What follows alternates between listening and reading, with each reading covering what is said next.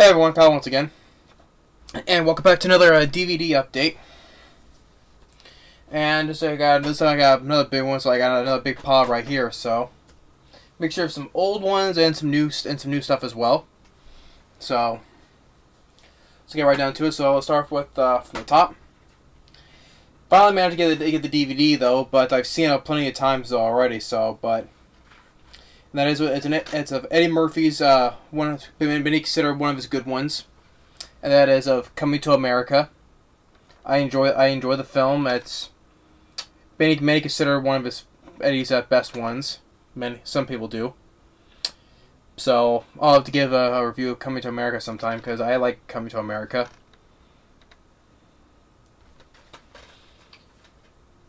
Yeah, once again, as I mentioned before, John Landis directed this film. So the guy, which I recently reviewed, American Werewolf in London, he directed that. Then he also directed, with Eddie Murphy, Trading Places, and the third Beverly Hills Cop film with Eddie Murphy again. Better than Beverly Hills Cop 3. But it's saying John Landis directed that, and he was just the wrong guy to direct it for Beverly Hills Cop. But he's worked with Eddie Murphy, maybe that's why. But yeah, Coming to America, I do enjoy. Next is one of my favorite Jet Li films. I think it's my second favorite one because my favorite of his is Unleashed. Yeah, my favorite Jet Li film is Unleashed, and I believe I'll put this as my second favorite one. I think that is of Kiss the Dragon, starring Jet Li and Bridget Fonda. And as I think I would say that I think this is my second favorite one because I said Unleashed is my favorite one, so I believe that this is my second favorite film for Jet Li. Give this a look. I'll review this sometime down the road. So I haven't reviewed Unleashed either, so I'll have to review that one too. But Kiss the Dragon, good film. Next is a thriller film from 1990. I think it was 93. I think it was. Yeah. That is of The Crush, starring Alicia Silverstone. You know, from Clueless, and then of course Batman Robin as Batgirl. But here in this film, she's like when the film she's she's 13, and she has this obsessive crush on Carrie Elwes, who's the lead in the film. Carrie Elwes. Also in the film, Kurtwood Smith, many films that I mentioned before, who plays Alicia Silverstone's father in this.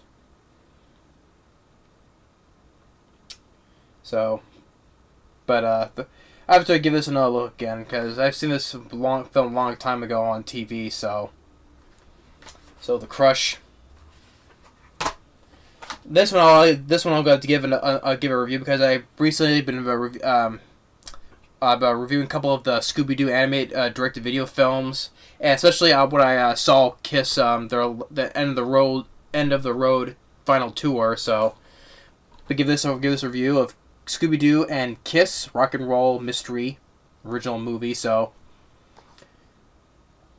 yeah, so you got Gene Simmons, Paul Stanley, Eric Singer, and Tommy Thayer, or I think it was Thayer, which are the replacements for for Ace Frehley and Peter Criss, which we did still perform at the end of the road tour. Yeah, Eric Singer and Tommy Thayer. But it was good to see the Gene Simmons and Paul Stanley too, because I enjoy them. It was such a. If you check my video, I made that video of me. I recorded on my phone of them performing at their concert that I went to, Sacramento. So it was a once in a lifetime opportunity, especially for my dad. It was a dream for him to see Kiss in concert. So that's a dream that was fulfilled for my dad. So it was great finally get to see them in concert. So I'll have to review this film as well. So be sure to check for future review for this, which I'll probably say pretty soon. So be sure to look out for this one. Yeah, sorry about that cut there, but as I was saying, I have the other seasons I got that from a while back of a DVD review update, but this is the 6th season of the classic, The Flintstones. Flintstones, meet the Flintstones. So yeah, I got the 6th season. always enjoyed the classic of the Flintstones and many of the cartoons from the old days growing up. So, well, of course, Scooby Doo, Where Are You has always been my favorite. So, of the Cartoon Network time films. But yeah, the sixth season of the Flintstones, another great one for the collection. So that's that one. And I finally managed to complete the series because I missed out I haven't had the second season, but recently, like another DVD update, I got the fourth season, but I had the first and the third. Then I got the fourth one. Now I got the second season. That is of Fear of the Walking Dead. So, which I've already said things about before countless times. So for one specific reason, but I'm not mentioning no more. But the second season of Fear of the Walking Dead and going on, like I said, the fifth season coming out like soon, pretty soon this summer. So, yeah.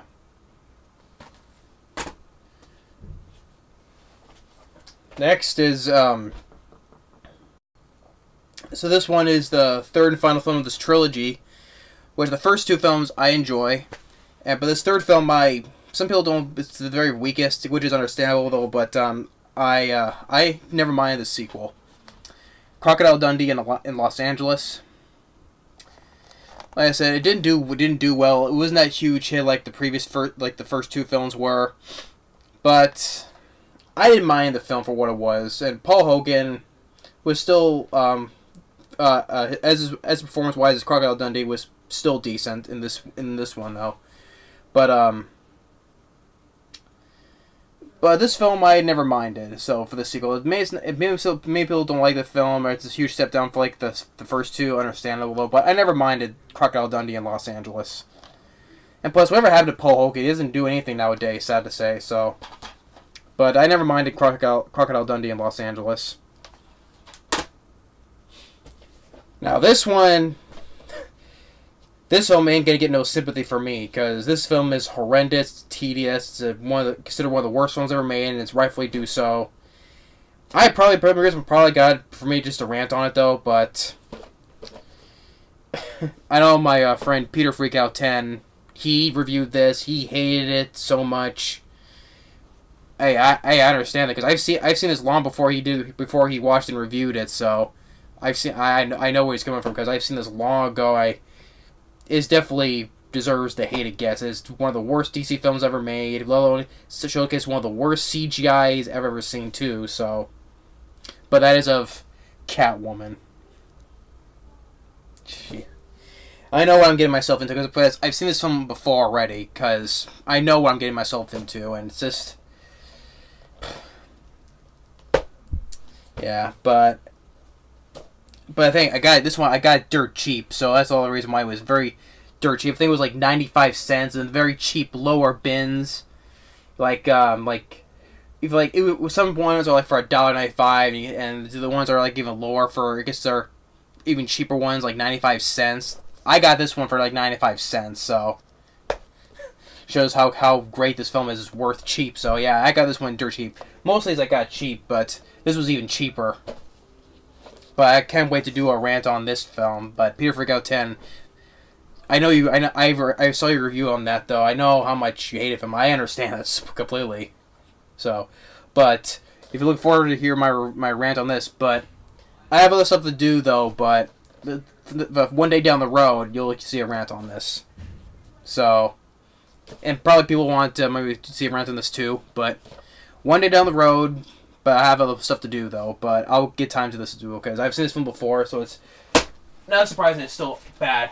So, piece of shit, basically. Next, now we'll go into a good film.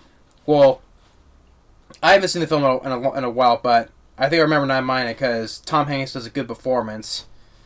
And that is a Road to Perdition. Starring Tom Hanks, Paul Newman, and Jude Law. Others, you have Jennifer Jason Leigh, you got Daniel Craig, and Stanley Tucci. It's based on the graphic novel, and it's directed by Sam Mendes, who directed two of the James Bond films with Daniel Craig, who directed Skyfall and what was the other one? What was the one that came out in 2015? I forget. Spectrum, that's what it was, Spectrum. But because this has Daniel Craig in it as well. So, but Road to Perdition. Tom Hanks. I think this one got Oscar nominations as well. But Tom Hanks' performance was good in this film. So, Road to Perdition. And this one, another one of Steven Seagal's direct-to-video films. Why? Oh, well. Because, hey, I don't know why, but I guess I have some of his direct-to-video films, and I'm not going to get all of them, but just wherever I see the kind of... Which I haven't seen most of everything, but I've seen a lot of them. This one, Into the Sun. But one thing that... when a cast member in this film that catches my eye is William Atherton. William Atherton, if you remember, he was in Ghostbusters, and then he was on the first two Die Hard films as playing Dick, a reporter from the first two Die Hard films. Pardon me. But yeah, William Atherton, he's in this. So...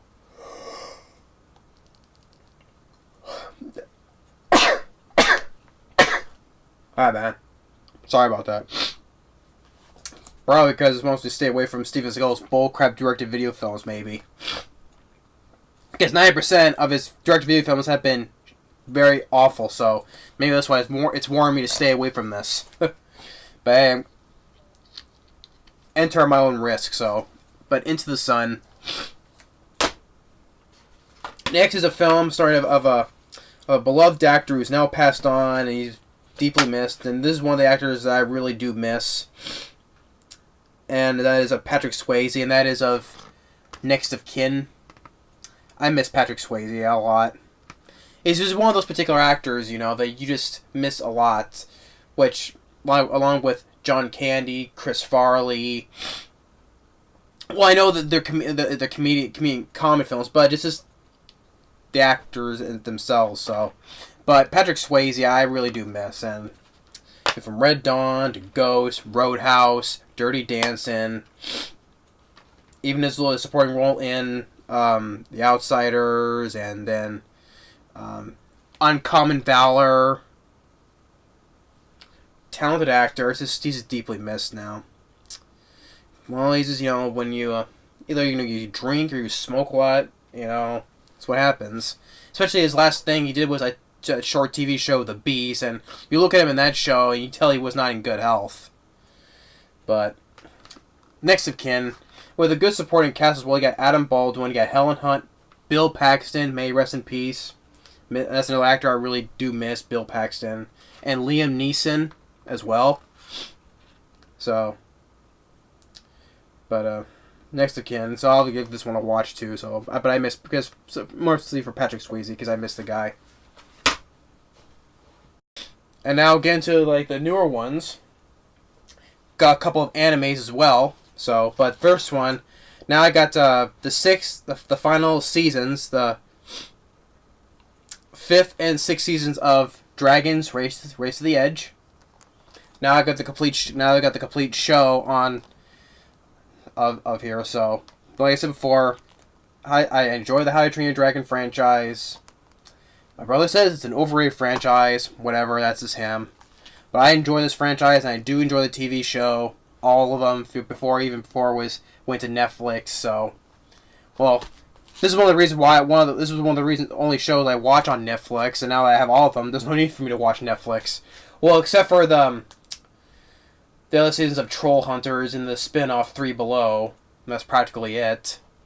Because there's nothing. Plus, there's never hardly ever anything good on Netflix anyway. So, but Dragons Race to the Edge, the last seasons, I have all of them. So now I have the complete collection now.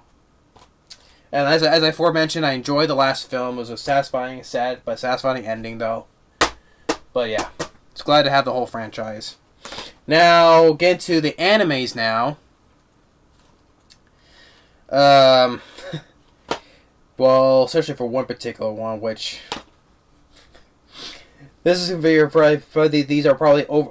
From what I see, it's probably over the top and ridiculous, and especially a lot of the fan service. So, well, especially I got done. Well, yesterday I got done watching one of them. So I did recently get these like a day or two ago, though. But I got through watching one of them, and which I'll get to. But this one, I'm sure this one I have not watched yet, but I'm sure has the fan service and the over top stuff in it. So, but this one here called Battle Girls Time Paradox. So I haven't heard of this one, so I'll have to watch this one. But you can tell from the cover, it's probably had a lot of probably fan service galore in this, and over the top ridiculous stuff in it as well. So yeah. But hey, there's some of them that has fan service. There's that I like though, but it's more about story and characters. That's what makes watchable series. So it has a good story and characters, but it's not just but it doesn't just rely on the fan service too. So, but this one I have to give this a watch. But I probably assume it's gonna have that stuff in it though. But from the cover alone, look at this. You can probably tell. But yeah, Battle Girls, the Time Paradox. Wait, so this doesn't fall over. This one, I did just get through watching, and this one is just every single episode is just, it's well, throughout probably most entire episodes, there's probably a lot of this every 5 seconds, or probably going along it, but, probably show this one cover, because it's called Valkyrie Drive Mermaid. The term mermaid is the island that they're on. But the Valkyrie Drive part, but when you look at this, and we look at the slipcover that comes on this, yeah, I got really watching this, and I was just like, by the time I watched this, I was like this, and just like, yeah, this is definitely over the top fan service, probably the most I've seen of fan service. Like I would say, nudity probably every 5 seconds in every single episode. It's just over the top action, let alone heavy on the fan service. Probably is the most I've seen in it. Probably this is the most I've seen in anime. But the whole setup is that there's an island especially for women, and there are two types. There was the Liberators and X-Stars. Liberators, X-Stars are the ones they can transform into the girls are called X-Stars. They're the ones they can transform into weapons. The Liberators are the ones that have the power to use them, to handle them as weapons. And the only way that they can transform for the X-Stars to be transformed into weapons is this. Be like sexually aroused and kissing and all the sexual stuff you do. That's how the ones they could transform into weapons, basically doing that. And when I first watched this, I was like, what the heck am I watching? Oh my god. I was just laughing the entire time every time that something like that happens, and oh man.